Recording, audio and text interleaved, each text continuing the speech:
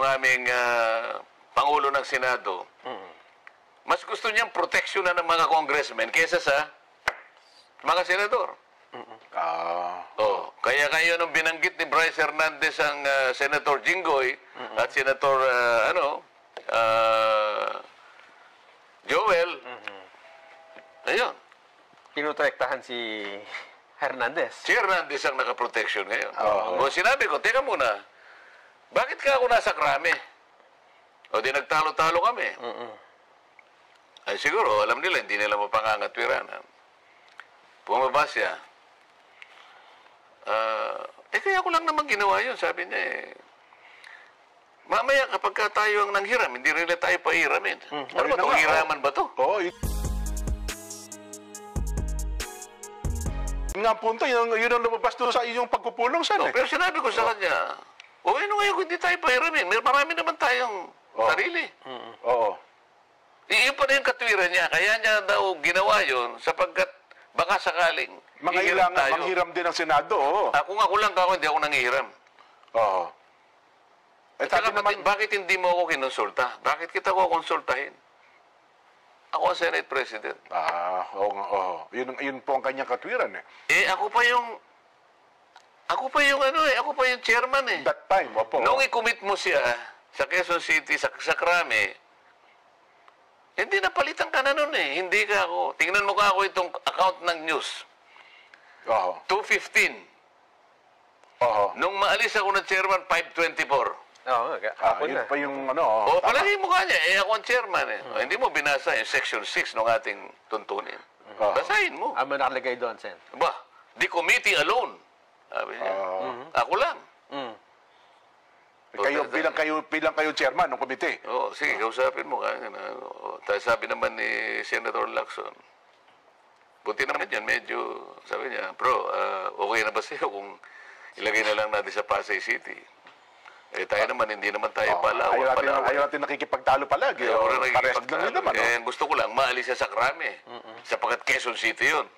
Ang Senate Pasay City. Sige, ako kayo na sa... para lang makita nila tayo reasonable tao. Pagkatapos, inahanap ko yung Bryce Hernandez. Kasi pinahiram sa House of Representatives at doon ay tumistigo. Ba't hindi na sinuli? Tinanong ko yun. Sabi ko, Mr. President, bakit hindi sinuli sa atin? Hindi ba? Ito yung sulat mo. Babasahin ko sa'yo. Pahihiram ko sa inyo, sabi niya, pero pagkatapos ng hearing ninyo, ibalik ninyo ng madali. Ligtas dito sa Senate. Ba't pinanatili mo ka ako sa Quezon City QCPD? Sa Krame. Sa Krame. Detention Center. Sa Krame. Bakit Custodial Center, nag-request sa akin si Speaker Teka muna. Yun na yung napanood namin na nagkaroon ng viral ngayon sa social media. Bakit pag na-request ni Speaker, sabi ko, sumusunod ka sa Speaker? Pero yun naman daw po kasi siya, na-request ng Bryce sa Kongreso. So bilang puno ng Kongreso, siya naman naatawag. Sino ba dapat magpasya kung saan siya madidetain? Yung na-contempt? O yung otoridad na nag-contempt? Yung nag-contempt. Kayo, nakastanding yung contempt order ng Senado. Hindi ka pwedeng mamili kasi ikaw ay nasa legal custody ng Senate. Nanganganib daw po siya doon, Sen. Kaya kapag hindi mo siya sinuli, binibigyan mo ng credentials sinasabi niya. Sa mga kapatid, sabi ko, hindi ko kayang tanggapin. Kaya hindi mo siya masoli dito. Naniwala ka na nanganganib siya dito Senado. Tatanggapin ba natin yan? Tayo Senado hindi natin kayang proteksyonan. Ito ngayon ang problema. Sabi ko, medyo madidiscrash ang integridad ng ating inquiry dito pag gaganyan. Bakit ayaw mo siyang bigyan ng witness protection program at kinakailangang magsoli? Bakit si Hernandez hindi mo siya sinabihan na magsoli ng perang katakot-takot na halos bilyon-bilyon ang ipinatalo? Mas malaki pala ang pera din nun, Bakit ganon? Ang daming sasakyan din nun. Nakikita nyo ba ang pagkakaiba ngayon? Oo nga po, Pagka no? nandun sa House of Representatives, kagyat na bibigyan ng witness protection kahit hindi siya magsoli. Kaya Diskaya, kailangan magsoli ka muna. Tingnan po ninyo ang pagkakaiba.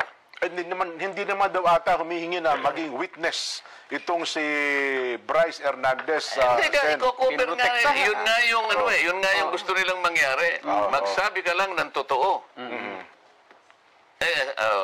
Merong nag-text sa akin.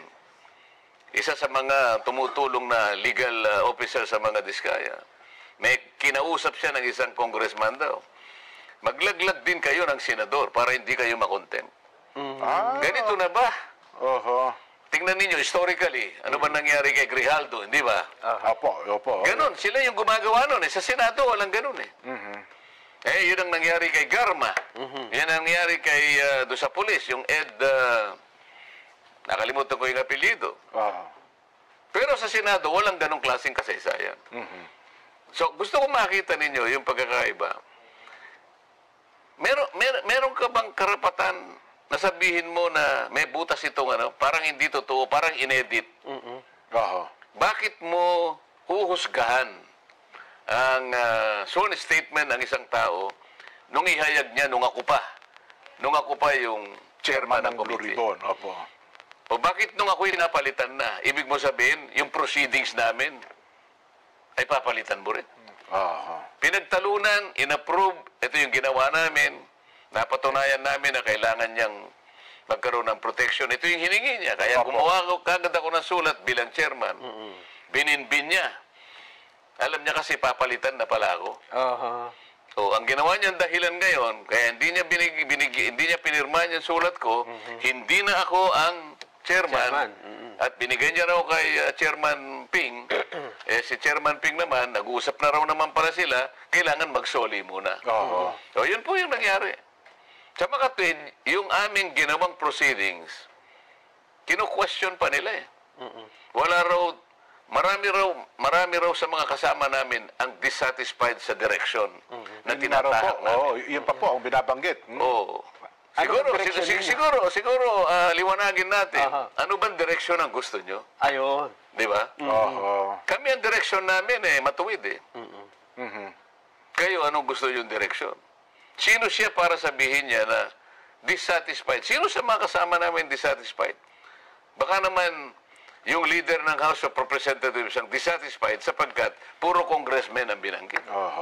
Kaya pala sinasabi nila, magbanggit din kayo. Maglaglag din kayo. Para hindi kayo makontempt. Tama ba yun? Doon po sa punto ng pagiging state witness, kasi sabi nila, dapat daw, ang isang state witness ay least guilty, hindi yung... Hindi ganon.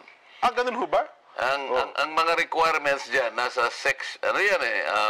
Republic Act 6981. Okay. Basahin niyo yung Section 3 at saka yung Section 10, pagsama-samahin nyo. Ito yung mga requirements ngayon sa aking pagkakatanda. Una, yung offense, yung krimen na kung saan dapat siyang tumestigo is a grave offense. Grave talaga ito, plunder ito. Wala kang ibang makukuhang tetestigo. Okay. Ito lang. So, qualified din siya. Siya lang ang lumitaw eh. Kaya sabi ko, makipag-unahan kayo kasi kung sufficient na to, hindi ko na kailangan yung iba. Kasi hindi na kayo magkukwalify. Tama po, sapat na nga po na. Hindi na kayo magkukwalify dito sa isang requirement. Nakipag-unahan ngayon yun. At yung kanyang testimony can be corroborated in material facts. Ibig sabihin, makukunan niya. Yung mga tumitestigo are not the most guilty. Yan. Yun ang requirement. Pagkatapos, meron pa sinasabi ron, nanganganib ang buhay, ang kanilang kaligtasan, at ang kanilang seguridad. So lahat ng mga yun, kung titingnan mo, babagsak lahat sa kanila. Tama-tama. Pero yung sinabing, magbayad ka muna, hindi kasali doon. Sa batas na yon. Na ang kondisyon ay isauli mo muna yung mga nakaw mo. Walang ganon. Kaya sabi ko nga, teka muna, bakit ang ating DOJ Secretary bumaligtad ng ganon? Sa napakarami niyang assistant doon, kung halimbawa nakalimutan niya yung batas na yon, dapat ang tanong muna siya. Kinausap ko yung USEC. Nag-apologize sa akin. Sorry po, Sen, sabi niya. Mali po ka niya yung sinabi niya. Nako. Ay, ngayon, sinasabi ko ngayon. Balikan ninyo yung Section 3 at saka Section 10 ng Republic Act 6981. Tingnan po ninyo doon kung may sinasabing kailangang magsoli. So, kung wala kinakailangan magsoli, bakit yung Bryce Hernandez, wala kayo sinasabi na magsosoli? Oo nga pala, no? Oo. Isa rin sa may pinakamalaking... Ang nangyayari ngayon sa nakikita ko, yung aming Pangulo ng Senado, mas gusto niyang proteksyonan ng mga congressmen kaysa sa mga senador. Kaya kayo nung binanggit ni Bryce Hernandez ang Senator Jinggoy at Senator Joel, ayun. Pinutrektahan si Hernandez. Si Hernandez ang nakaproteksyon ngayon. Sinabi ko, teka muna, bakit ka ako nasa krame? O di nagtalo-talo kami.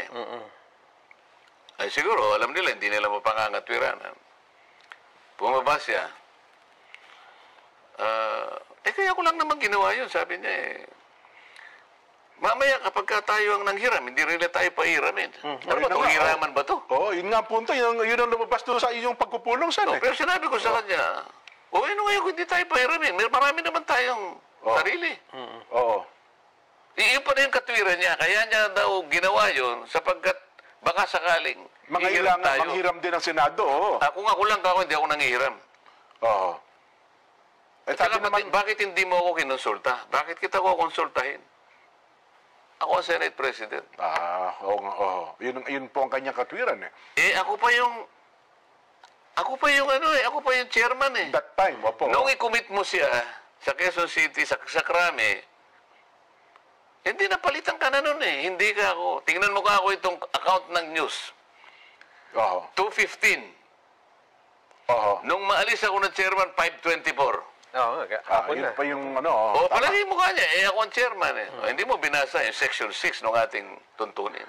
Basahin mo. Ano nakalagay doon, Sen? The committee alone. Sabi niya. Ako lang.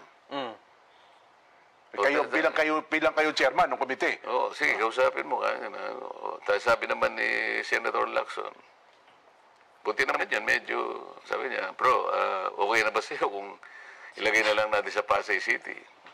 Tayo naman, hindi naman tayo Ayaw natin nakikipagtalo palagi. Pares lang din naman. Gusto ko lang, maalis siya sa Krame. Sapagkat Quezon City yun. Ang Senate Pasay City. Sige, ako kayo na sa... para lang makita nila tayo reasonable tao. Ano mangyayari nito, Sen, kung wala na yung commitment nabibigyan ng nasa kanila yun. Ang ibig sabihin dito... Ang batas ay batas. Ang ibig sabihin dito, Nag-apply sila. Ako naman, gumawa na ako ng sulat. Pag may nangyari doon sa pamilya nun, sa kamay nila, kukunin. Paano kung bumawi? Kasi yung mga sinasabi na, ang dami na yung binanggit na pangalan kung sabihin niya, hindi po totoo lahat ng mga sinabi ko. Wala nang protection Kaya nga, ang pinoproteksyonan niya nga, imbes na tawagin niya yung 17 na inano doon, bakit hindi niya tawagin? Nabanggit ang pangalan ni Speaker Romualdez sa magitan ng ibang tao ron na palagi daw sinasabi ng isang congressman doon. Dalawang beses niyang binanggit. Malagi pong binabanggit ang pangalan. Hindi niya nakausap talaga yung dalawang pangalan na binabanggit. Ngunit palagi pong binabanggit ang pangalan ito at pangalan ito. Meron ba siyang tinawag doon na sinabi ba nila, sige, papuntahin dito para mag-testify din itong 17 ito para matanong din natin. Hindi naman Ang lahat ng mga sinasabi ng mga witnesses dito sa House, yun ang kanyang pinaniniwalaan. Yung mga witnesses dito na nakalap namin, mali lahat yan, sabi niya. Parang may butas yan, parang inedit yan. Bakit ganun? So pagka yung Blue Ribbon Committee na aking na pinangunahan ko, hindi niya pinaniwalaan. Pero kapag yung mga resource persons namin doon ay pumunta doon sa House of Representatives, doon pinaniniwalaan yung sinasabi. Nako, pero ako naman naniniwala siya na nagkasundo-sundo kasi nagmerienda na pala kayo. Niyaya kayo magmerienda. napag-usapan niya na paano na aayusin. Anong niyayang merienda? Kasi doon nababasa na. Halika kayo. Pag-merienda na lang tayo. Di ba nung nagtatalo-talo kayo doon sa custody. Sa custody eh. Kasi... Oo, magkukus tayo, sabi niya. magkukus na tayo. Ito kasi si Senator Jingo, yung gulo talaga eh. Dinig doon sa ano eh. Anong nalaman niyo nung pagkatapos nun? Hindi, nagkukus na lang ako kayo. Siguro sabi ko naman... Hindi, nagkukus sila. Nagkukus kami rito. Hindi, hiwalay kami. Hiwalay ho ba? Akala ko pala nag-merienda kayo. Hindi. Akala ko nagbigay siya ng kahit merienda man lang. Sige, maayos na tayo. Tayo naman yung mga magino. Pare-pares naman tayong mga senador eh. Nung una yata, Oo. si Senator Jingo, akala niya doon siguro yung puntahan. Opo. Doon siya pumunta. Kaya lang nakahiwalay din siya. May nakakita, andito yung iba, nandun siya sa malayo, kumakain siya mag-isa. Ganun ho Kasi ba? nahanap ko rin siya eh. Oo. Siya nag-privilege speech eh. So tapos pagdating ni Senator Alan, nandun ka. Kumakain ng spaghetti. Opo. O siguro nalaman niya, nasan kayo makasama ko. Nagtanong-tanong, nandun sa kami, pinuntahan kami. So may hiwalay silang caucus, may hiwalay kaming caucus. Oo. Pagka ganyan, Jen, Oo.